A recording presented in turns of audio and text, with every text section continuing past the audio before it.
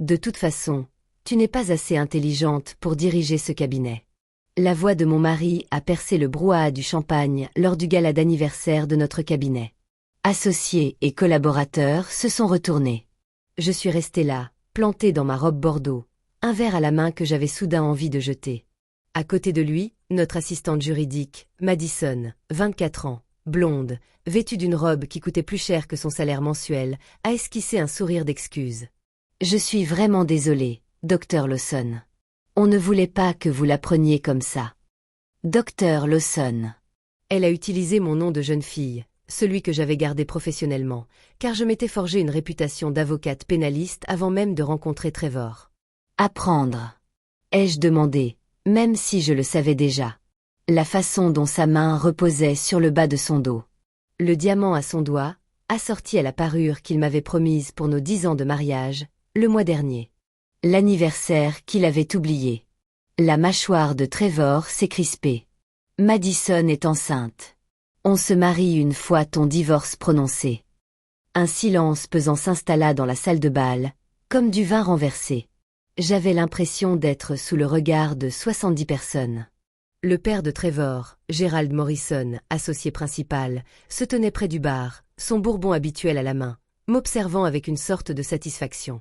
La mère de Trevor, Constance, serrait son verre de martini, les lèvres pincées en une fine ligne de désapprobation qu'elle avait perfectionnée au cours de nos 12 années de mariage. J'avais fondé ce cabinet avec Trevor il y a 8 ans. Morrison et Lawson, cabinet de défense pénale. J'avais apporté 60% de nos clients. J'avais gagné les procès qui avaient fait notre réputation.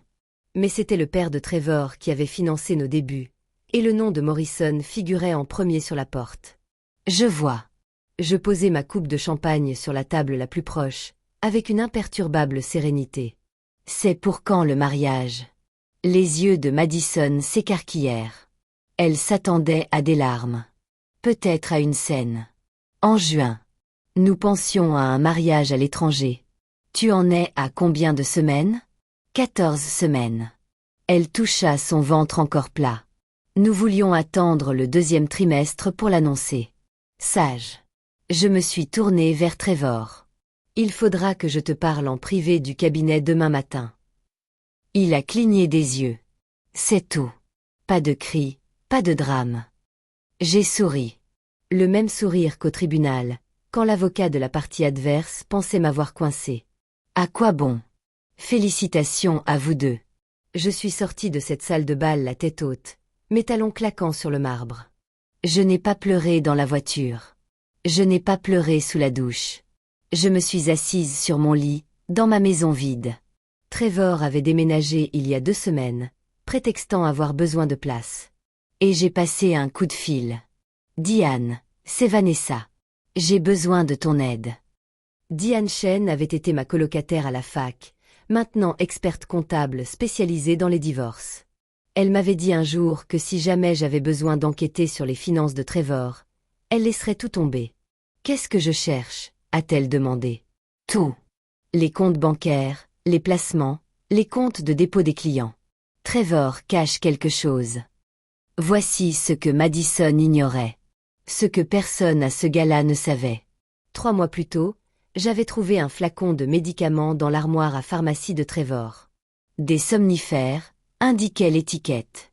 Mais en cherchant le nom du médicament sur Google, j'avais découvert qu'il ne s'agissait pas d'un sédatif. C'était un anxiolytique, généralement prescrit après une vasectomie. Je n'avais rien dit.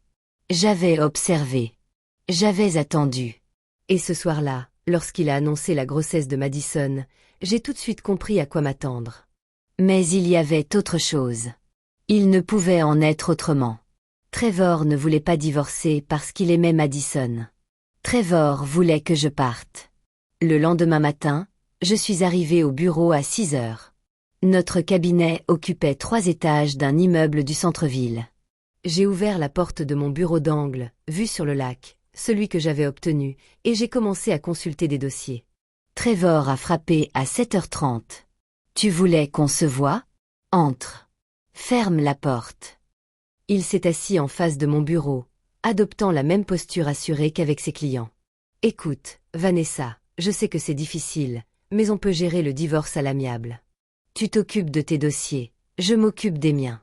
On partage les biens à parts égales. À parts égales. Je me suis adossée à ma chaise. Y compris le cabinet? Le cabinet reste Morrison & Lawson.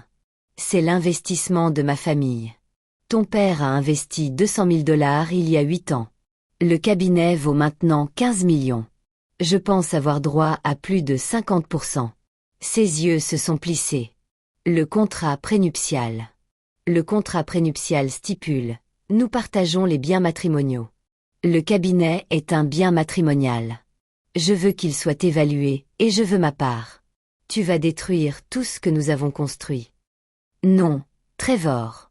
Je prendrai ce que j'ai gagné. Il s'est levé pour boutonner sa veste. Tu es contrarié. Je comprends, mais n'envenime pas les choses. Madison est enceinte, et le stress n'est pas bon pour le bébé. Est-ce le tien? Ces mots planaient entre nous comme une lame. Quoi? Le bébé? C'est à vous. Son visage s'empourpra. Bien sûr que c'est à moi.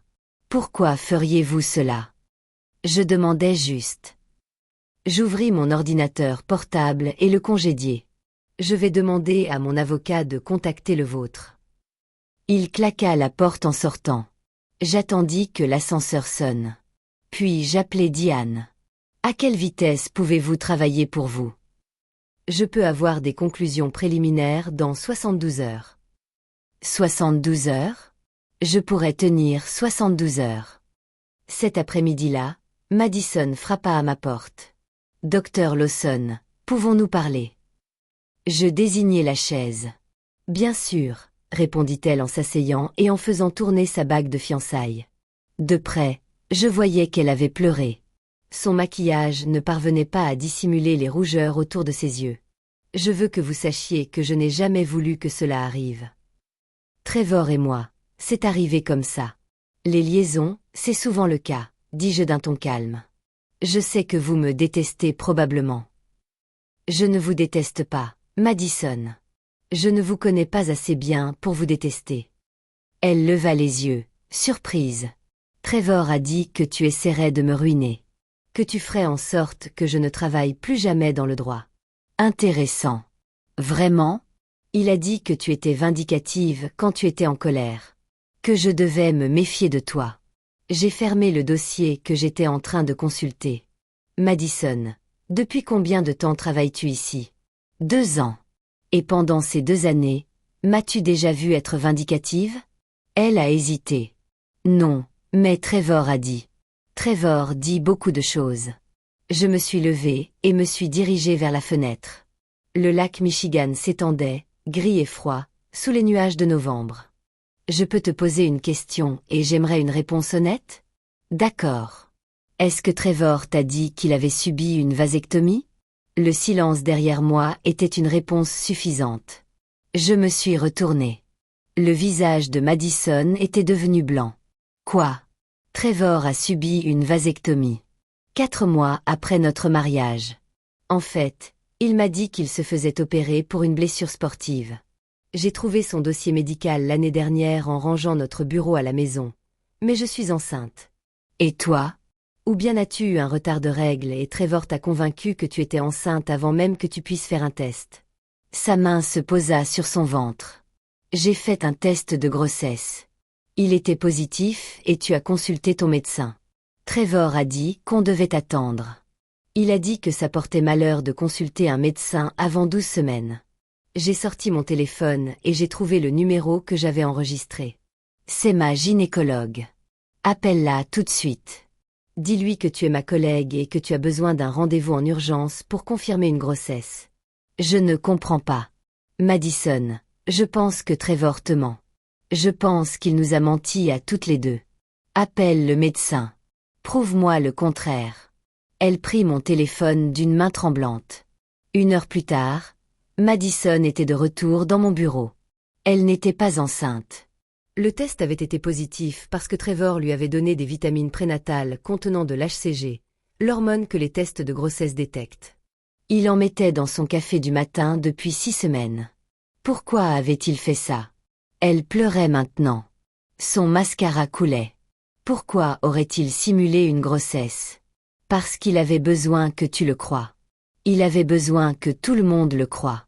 Je lui ai tendu des mouchoirs. Madison, Trevor veut que je quitte ce cabinet. Il veut tout contrôler, mais il ne peut pas me forcer à partir sans raison. Un divorce houleux. Une femme qui refuse de lâcher prise. Qui fait des scènes qui ont provoqué la dissolution du partenariat. Alors, il a créé la scène.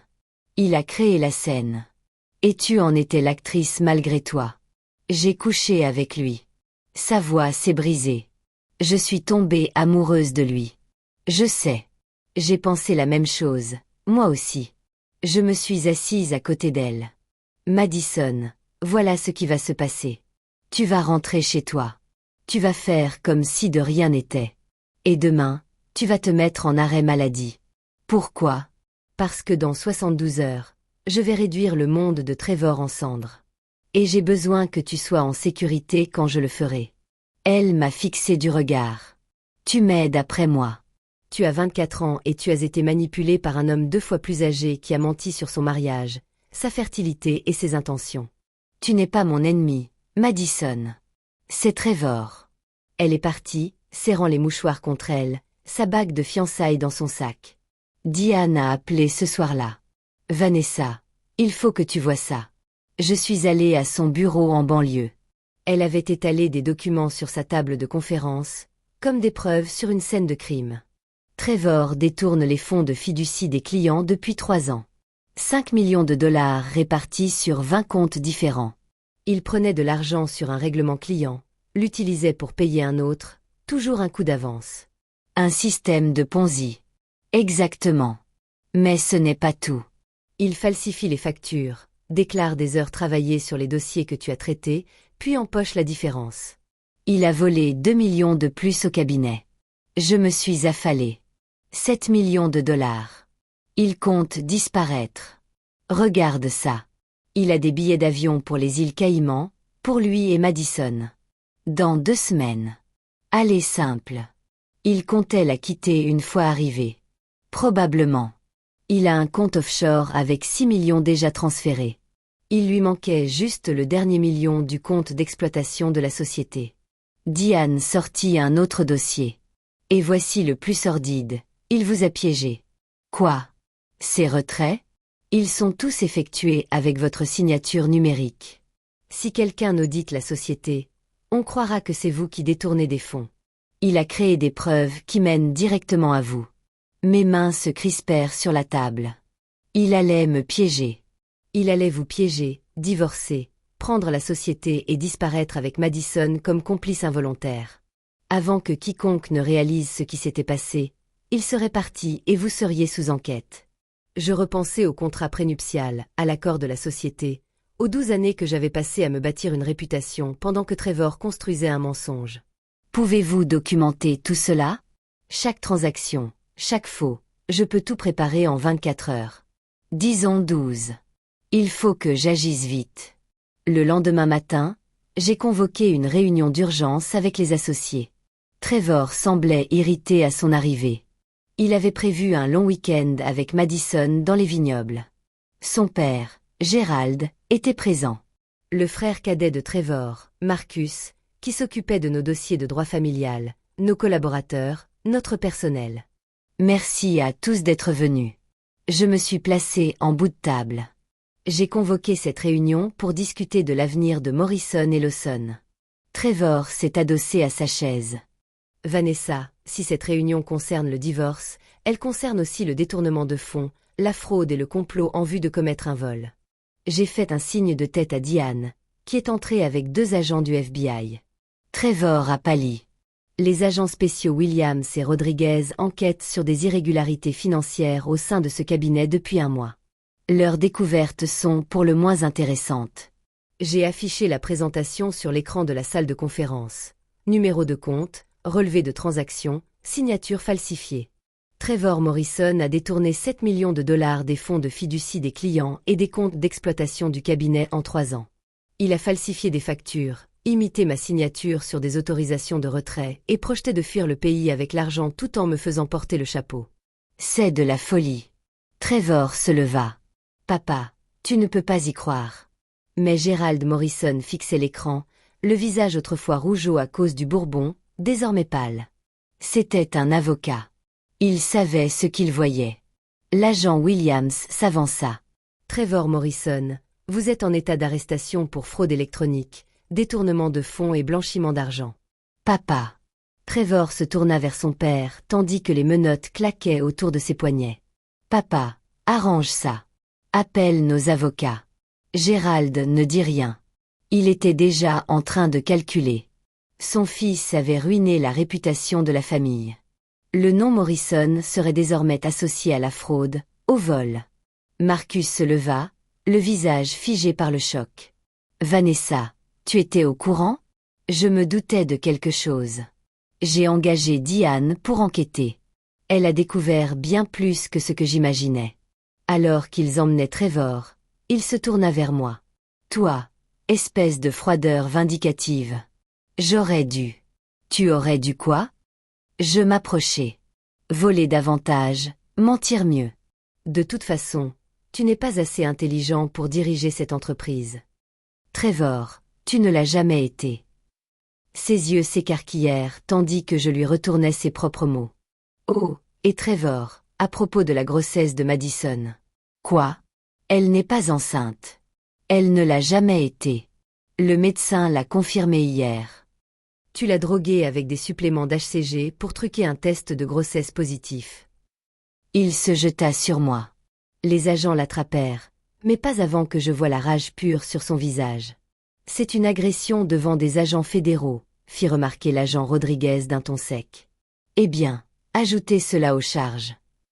Après leur départ, Gerald Morrison se leva. Vanessa, au nom de ma famille, je vous présente mes excuses. Nous n'étions pas au courant. Gerald, vous devez appeler votre avocat.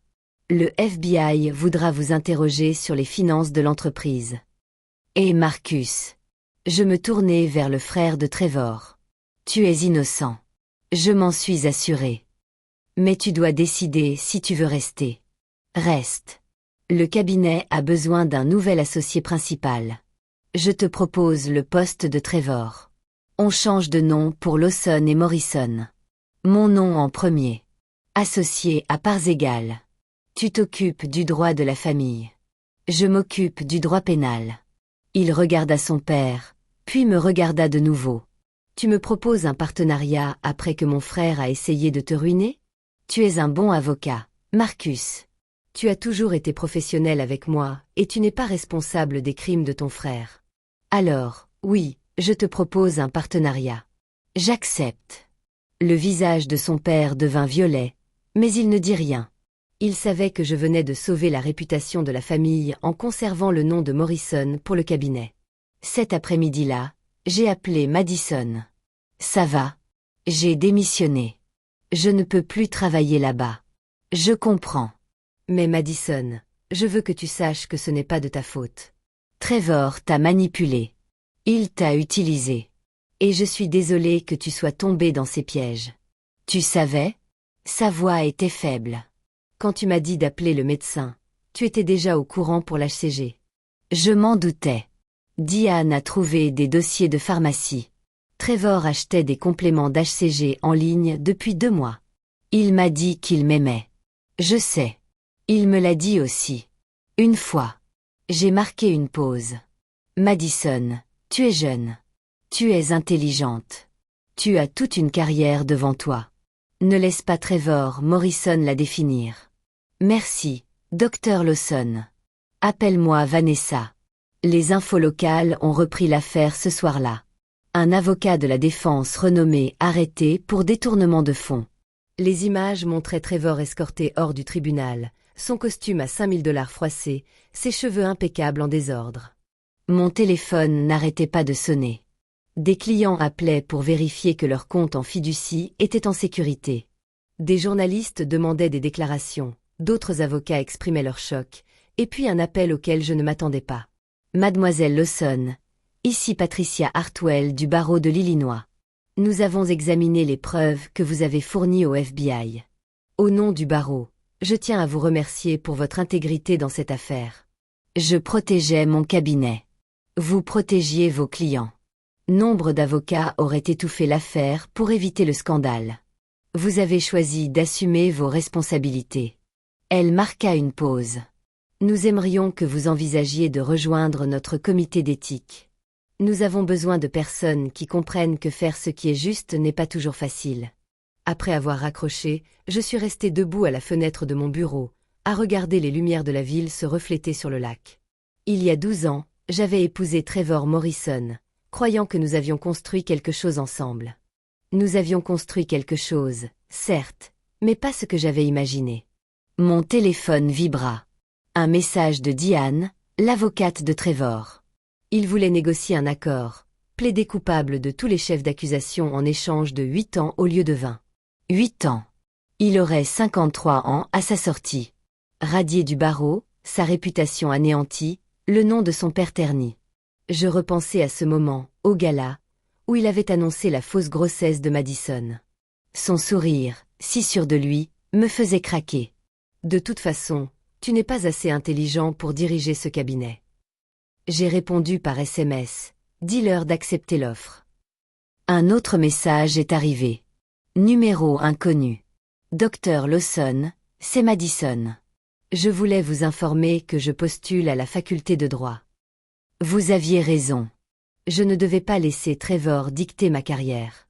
Merci de m'avoir montré ce qu'est la vraie force. J'ai souri et répondu, vous ferez un excellent avocat. 3 mois plus tard, je me trouvais dans la même salle de bal où Trevor avait annoncé ses fausses fiançailles. Mais ce soir était différent. Ce soir, la banderole affichait Lawson et Morrison. Un nouveau départ. Marcus a prononcé un discours pour remercier nos clients de leur fidélité pendant la transition. J'ai parlé d'intégrité et de responsabilité. Nous avons levé nos coupes de champagne. Et cette fois, les regards n'étaient ni de pitié ni de choc. Ils étaient empreints de respect. Quel revirement, s'est exclamée la juge Patricia Chen, une de mes juges habituelles. Trevor vous a vraiment sous-estimé. C'était vrai. Il pensait que la patience était une faiblesse. Il pensait que mon silence était synonyme de soumission. Je sirotais mon champagne. Il avait oublié que j'étais avocate de la défense. Je sais monter un dossier. Je sais attendre le moment idéal pour présenter des preuves. Je le fais généralement pour mes clients, pas contre mon mari. Mon ex-mari, corrigea-t-elle avec un sourire. Mon ex-mari, acquiesçai-je. Gerald Morrison s'approcha, un bourbon à la main. Il paraissait plus âgé, plus fatigué. Vanessa, félicitations pour le succès du cabinet. Merci, Gerald. Je vous dois des excuses. Je savais que Trevor ne l'était pas. Je savais qu'il avait des problèmes. J'aurais dû le surveiller de plus près. Vous pensiez que le problème venait de moi. La femme qui ne pouvait pas lui donner d'enfant. La femme indigne du nom Morrison. Il eut la décence d'avoir l'air honteux. Oui. J'avais tort. Vous aviez tort aussi. Mais vous avez élevé un bon fils, vous aussi. Marcus est un excellent associé. 1 sur 2. Il termina son bourbon. Ça suffira. Après son départ, je suis sorti sur le balcon. La ville s'étendait à mes pieds, ses lumières scintillant comme des étoiles descendues sur terre. Quelque part là-bas, Trevor était dans sa cellule, persuadé que j'avais triché, que j'avais eu de la chance, que j'avais été vindicative et cruelle. Il ne comprendrait jamais que j'avais simplement été patiente. Que j'avais pris le temps de bâtir un dossier en béton, que j'avais protégé Madison même après qu'elle ait couché avec mon mari, que j'avais tout fait dans les règles, légalement et éthiquement, car c'est ça, la vraie force. Le docteur Lawson, une de nos nouvelles collaboratrices, a passé la tête. Quelqu'un veut vous voir. Elle dit être de la revue juridique de Northwestern. Faites-la entrer. La jeune femme qui est entrée semblait nerveuse. Docteur Lawson, je suis Amy Chen. J'écris un article sur la déontologie en droit pénal pour notre numéro de printemps. Votre affaire contre votre ex-mari est devenue un exemple dans notre cours sur la responsabilité professionnelle. Ah bon? Le professeur Mitchell s'en sert pour illustrer la différence entre vengeance et responsabilité. Vous aviez toutes les raisons d'être en colère, de prendre cela personnellement, mais vous avez traité cette affaire comme n'importe quelle autre. Vous avez rassemblé les preuves, suivi les procédures, protégé Madison, la victime innocente, et veillé à ce que justice soit faite. C'est mon travail, ai-je simplement répondu. Mais c'était votre mari. Cela devait être personnel. J'ai repensé à cette première nuit après le gala. Dès l'instant où j'ai décidé de me défendre, c'est devenu personnel. Il m'a trahi, humilié et a tenté de me faire porter le chapeau pour ses crimes. Mais être personnel ne signifie pas être émotif. Cela signifie être rigoureux. Cela signifie se soucier suffisamment des choses pour bien faire les choses. Amy griffonnait des notes. Une dernière question. Il y a une rumeur selon laquelle Trevor aurait dit à Madison que vous étiez trop vindicative, que vous alliez ruiner sa carrière, mais que vous l'aviez protégée au contraire. Pourquoi? Parce qu'elle avait 24 ans et qu'elle était manipulée par un homme qui lui avait menti sur toute la ligne. Elle a fait des erreurs. Oui, mais elle était aussi une victime. Et je ne détruis pas les victimes. Je les protège même quand ils m'ont fait du mal. Après l'entretien, je suis retournée à la fête. Marcus m'a trouvée près des fenêtres. J'ai parlé à Trevor hier, dit-il doucement. Comment va-t-il? En colère, amer, il blâme tout le monde sauf lui-même. Marcus secoua la tête. Il m'a demandé de te convaincre d'écrire une lettre pour sa demande de libération conditionnelle dans 4 ans. Qu'est-ce que tu lui as répondu? Je lui ai dit qu'il se faisait des illusions s'il pensait que tu l'aiderais après ce qu'il a fait. Il marqua une pause. Tu le feras. J'y réfléchis. Dans 4 ans, Trevor aura purgé la moitié de sa peine. Il sera fiché comme criminel, radié du barreau, sans le sou. L'argent de son père ne pourra pas le sauver. Son nom ne le protégera pas. S'il montre de véritables remords, s'il rembourse intégralement les clients qu'il a volés, s'il suit des cours de responsabilisation et qu'il change vraiment, alors peut-être. Mais Marcus, ton frère n'a jamais assumé la moindre responsabilité de sa vie.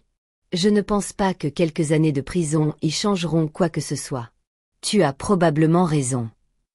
Il observa la foule, nos collègues et nos clients se mêlant les uns aux autres. Tu sais, Trevor disait souvent que tu étais trop sensible, que tu te souciais trop des accusés, de la justice, de bien faire les choses. Il pensait que c'était des faiblesses. Ce n'en sont pas. Non, ce n'en sont pas. C'est ce qui explique le succès du cabinet aujourd'hui. C'est pourquoi les clients nous font confiance, et c'est pourquoi je suis fière de voir mon nom associé au tien sur cette porte. Après la soirée, je suis rentrée chez moi, dans ma maison, qui m'appartient désormais pleinement, rachetée lors du divorce. Je me suis versé un verre de vin et me suis installée dans mon bureau, contemplant l'étagère de recueils de jurisprudence que j'avais collectionné au fil des ans. Mon téléphone vibra. Un message de Madison. Premier semestre validé. Mention d'honneur. Merci d'avoir cru en moi. Je lui ai répondu, je n'en ai jamais douté. Un autre message. Cette fois, de Diane. Du vin demain soir. Il faut fêter ça comme il se doit. Absolument. C'est moi qui invite. Je raccrochai et ouvris mon ordinateur portable. J'avais un dossier à rendre lundi pour une cliente, une jeune femme accusée de détournement de fonds. Elle prétendait que son patron la harcelait et qu'elle tentait de rassembler des preuves de fraude salariale lorsqu'elle a été prise en flagrant délit d'accès non autorisé au compte. Je la croyais et j'allais le prouver, car c'est mon métier. Je défends les personnes accusées. J'enquête. Je monte des dossiers. Je me bats pour la justice, même quand c'est difficile, même quand c'est personnel. Même si cela me coûte cher. Trevor pensait que j'étais trop faible pour le quitter. Il pensait que j'accepterais sa trahison, ses mensonges, ses manigances. Il pensait que la patience était synonyme de soumission. Il se trompait. Je n'étais pas faible. J'étais stratégique. Je n'étais pas soumise. Je rassemblais des preuves. Et quand j'ai finalement agi, je l'ai fait avec précision, preuve à l'appui, avec la loi de mon côté. Ce n'est pas de la vengeance. C'est la justice. Et la justice rendue est la meilleure des vengeances. J'ai levé mon verre de vin vers la pièce vide. De nouveaux départs. Dehors, les lumières de la ville scintillaient. Dans une prison fédérale, Trevor Morrison apprenait à ses dépens ce que signifiaient les vraies conséquences de ses actes. Et ici, chez moi, dans mon cabinet, dans ma vie, j'étais enfin libre. Non pas parce que je l'avais détruit, même si c'était le cas, mais parce que j'avais découvert quelque chose de plus important. Je n'avais jamais eu besoin de lui. Le cabinet était à moi. La réputation était à moi. Le succès était à moi, et l'avenir aussi. J'ouvris mon agenda et consultai le programme de la semaine prochaine. 3 procès, 2 dépositions, une réunion avec le comité d'éthique. Ma vie était pleine, chargée, riche de sens. Trevor avait raison sur un point. Je ne pouvais pas diriger ce cabinet. Je pouvais faire bien mieux. Je pouvais transformer.